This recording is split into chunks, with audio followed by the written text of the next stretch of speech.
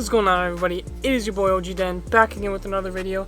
And no, I haven't figured out why this pepper is on the gnome's head. I know you guys really want to know, but it's glued on here, man. I don't get it. But what I have figured out is what you guys want me to talk about, because I've gotten a few comments about this, so we're just going to make a quick short video to talk about it. And that is, what is the difference between drop-through longboards and top-mount longboards? So we're just going to do a quick comparison. I'm going to talk about them, and it should be kind of fun. So let's get into that. So a drop-through longboard is where the trucks of the longboard are actually mounted through the top of the board and under. So the drop-through boards will have this slit in the board on each of the tails, and you're going to take the base plate of your truck, put it on the top of it, and then you're going to put the bottom hanger of the truck and hook them together so it's kind of sandwiched from the top and the bottom in between the deck. And that's basically what a drop-through deck is. If none of that made any sense to you, check this video out right here. Gonna link it in the corner. It's my first video on the Skateboarding for Dummies Beginner's Guide series. Episode 2 is coming out soon, but that video talks about everything you need to know, and I go into the trucks and details of that, so check that out if you want. But yes, so essentially that's what a drop-through deck is. So the reason that they do that with drop-through trucks is so that the board actually sits lower to the ground. And the reason you want the board closer to the ground is because it actually makes the entire board's center of gravity more stable because it's closer to the ground. So this means that when you're riding and you're going pretty fast, you're going to be more stable because that board is closer to the ground surface. So when you turn and stuff, you're going to notice it in your movements. So these types of boards can be especially useful for people that like to go fast when they're cruising and like that extra amount of speed, but don't care too much about the whole carving and turning experience, because this is really meant for being able to go as fast as possible while also being as stable as you can be.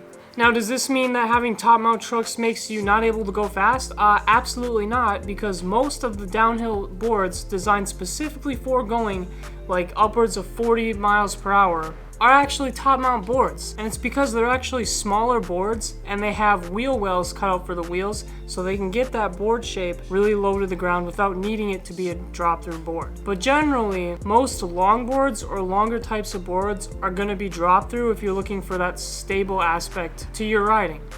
Alright, now let's talk about top-mount boards.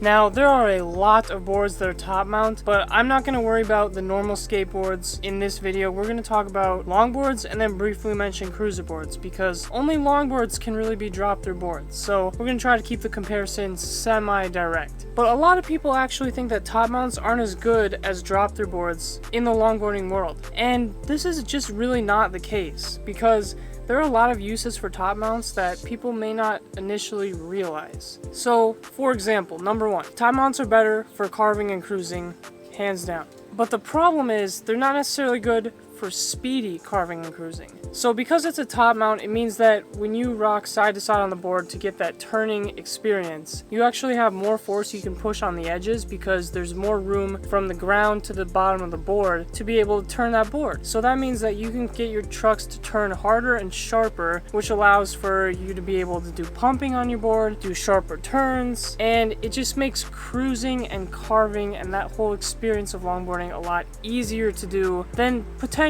with a drop-through board. So that's definitely a positive for these. Another positive that a lot of people don't think of is having a top mount actually means that you have more space on the top of the board for your feet to use.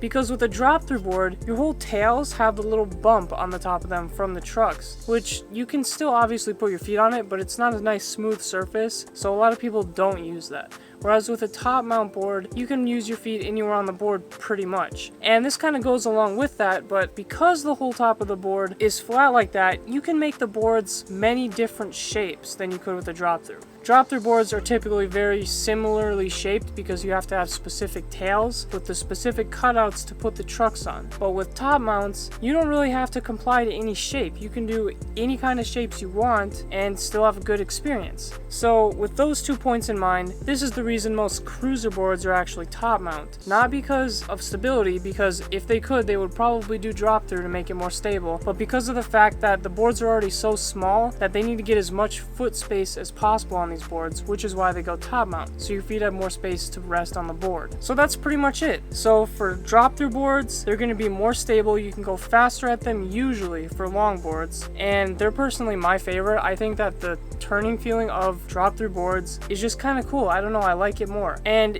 if you go the top mount route, you're gonna have an awesome experience with carving, pumping, cruising, all of that cool stuff, but it may be a little harder for the speed aspect of it. So decide which one you value more and make your choice based on that. And that's pretty much all I have for the video today. So if you like the video, be sure to hit the like button and also subscribe if you like the content we got going on here. And before we end it, I actually want to talk to you guys about a potential plan of mine. As you may have seen, I just did a vlog on the channel and it was actually really fun to do. So I'm thinking maybe we could potentially do like skateboard videos every Saturday and then do vlog type videos every Wednesday. Not exactly sure if you guys would want that or not, so let me know, because if you want to have 2 skate videos a week, that's totally fine, and I might actually just create a separate channel for the vlogs. But if you like the vlogs on the main channel, then I might do a split upload schedule like that, where we have 1 skate video a week and 1 vlog video a week, and they might mesh together too. I don't really know, but that's just where my thoughts are right now. So let me know in the comments your thoughts about that.